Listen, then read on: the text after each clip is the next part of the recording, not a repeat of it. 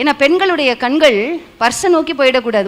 பர்ஸில் பணம் இருந்தால் நான் அவங்கள்ட்ட ஒட்டிக்கிட்டு இருப்பேன். ஏன்னா நம்ம சொல்கிறப்ப அப்படி சொல்கிறது கிடையாது. உயர்வானாலும் தாழ்வானாலும் லைஃபு அப்படின்னா அது மிக்ஸ்சர் மாதிரி. கேக்கு கிடையவே கிடையாது. கேக்கு கிடையாது, கேக் வாக்கும் கிடையாது.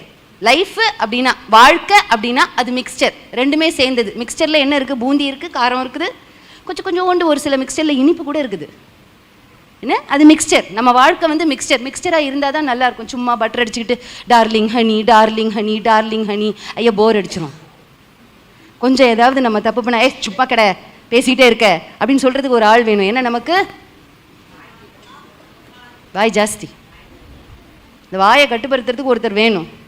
அவர் இருக்கிறதுனால தான் நம்ம வாய் கொஞ்சம் அழகாக இருக்குது. இல்லை அப்படின்னாக்கா எங்கேயோ போயிடும், இங்கேருந்து இது வரைக்கும் போயிடும், மேலே தூக்கிடும் நமக்கு.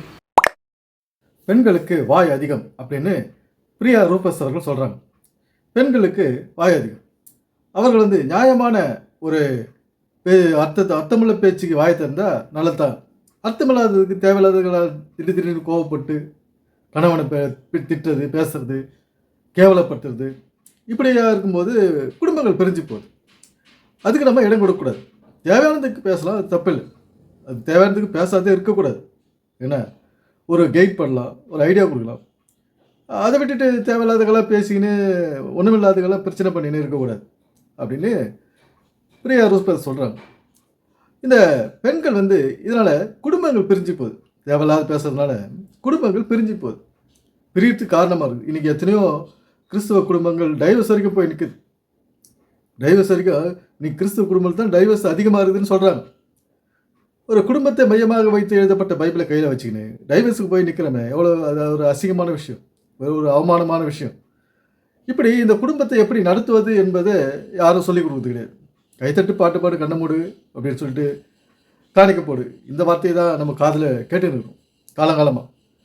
ஒரு குடும்பத்தினுடைய முக்கியத்துவத்தை எடுத்து சொல்கிறது கிடையாது இந்த பைபிள் இருந்து. கணவனுக்கு கொடுக்க வேண்டிய கணத்தை கொடுக்கறது கிடையாது, மனைவிக்கு கொடுக்க வேண்டிய கணத்தை கொடுக்கறது கிடையாது, பிள்ளைகளுக்கு செய்ய வேண்டிய கடமையை செய்கிறது கிடையாது. இன்றைய கிறிஸ்தவர்கள் இவங்களுக்கு தேவையானதெல்லாம் இருக்குது. இவங்களுக்கு நினைக்கிறதெல்லாம் ஒன்றே ஒன்று தான். ஞாயிற்றுக்கிழமை சர்ச்சுக்கு போகணும், கை தட்டணும், பாட்டு பாடணும், காணிக்கு போடணும், என்னால் நம்மளால் முடியலாம் கூட எழுந்து ஓடணும், அங்கே போய் உட்காரணும், அங்கே சர்ச்சுக்கு ஆரம்பத்தில் முடிவு வர ஒவ்வொரு ஞாயிற்றுக்கிழமை இப்படி இருக்கணும் அப்படின்னு இவங்க நினச்சிக்கிட்டு செய்துன்னு இருக்காங்க. இதனால் இந்த பெண்களால் பெண்கள் கூட்டம் தான் இந்த சர்ச்சுகளெல்லாம் அதிகமாக இருக்கும் பாருங்க. அவங்க தான் பரிசுத்தாவியில் நிறையிறது. இப்படி அந்நிய பாஷை, அபிஷேகம், தீர்க்க தரிசனம் சொல்கிறது கூட இவங்க தான். ஏன்னா வாய் அதிகம் அவங்களுக்கு. இப்படி சர்ச்சில் தீர்க்க தரிசனம் சொல்கிறவங்களும் பெண்கள் தான் அதிகமாக இருப்பாங்க. இவங்களுக்கு வாய் அதிகம், நினைக்கிறதெல்லாம் பேசுறது. அது சரியா தவறா? தீர்க்க தரிசனன்றது பைபிளோடு முடிஞ்சு போன விஷயம்.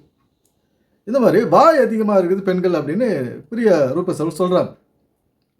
எங்கள் அத்தை ஒருத்தர் இருந்தாங்க. அவங்க பெண்டகாஸ்ட். ஏன்னா ஒரு 20 வருஷம் ஆச்சு அவங்க மறித்து போய் 20 வருஷம் ஆயிடுச்சு. அவங்க 40 வருஷமாக டிபிஎம் சர்ச்சுக்கு போயின்னு இருந்தாங்க திருவள்ளூரில். அவங்க எப்பவுமே கணவன் இருந்தால் கூட வெள்ளைப்படம் தான் கட்டுவாங்க. வாயில் ஸ்தோத்திரம் ஸ்தோத்திரம் ஸ்தோத்திரம் சொல்லுவாங்க. அவங்களுக்கு ஒரு 2 பையன்கள், 2 மகள்கள். ஒரு மகள், பெரிய மகள் டிபிஎம் ஊழியத்துக்கு போய் மறிச்சிடுச்சு. அப்புறம் ஒரு பெண் டீச்சருக்கு படிச்சிடுச்சு. 2 பிள்ளைகள் ஒரு குடிக்கு அடிமையாகி நாசமாக போயிடுச்சு வாழ்க்கை. அவங்க 2 பேர் வாழ்க்கை. நீங்கள் இந்த அத்தை ஒரு பெண், அவங்க இடைவிடாமல் ஸ்தோத்திரம் செய்து ஸ்தோத்திரம் ஸ்தோத்திரம் ஸ்தோத்திரம் வாழ்க்கை எப்போது ஸ்தோத்திரம் சொல்லினே இருந்தால் என்ன பலன்? பிள்ளைகளை நேர்வழிப்படுத்தாத, புத்தி சொல்லாத வளர்த்து விட்டார்கள். அதனால் இன்றைக்கி அவர்களுடைய இருந்த இடம் தெரியாத போச்சு. பிள்ளைகளுடைய அவங்களுடைய ஒரு கௌரவம் குறைஞ்சி போச்சு பாருங்க. அதுங்களா அப்படின்ற மாதிரி ஆயிடுச்சு. இன்றைக்கி நல்லதுக்கு வாய் தரணும் பெண்கள்.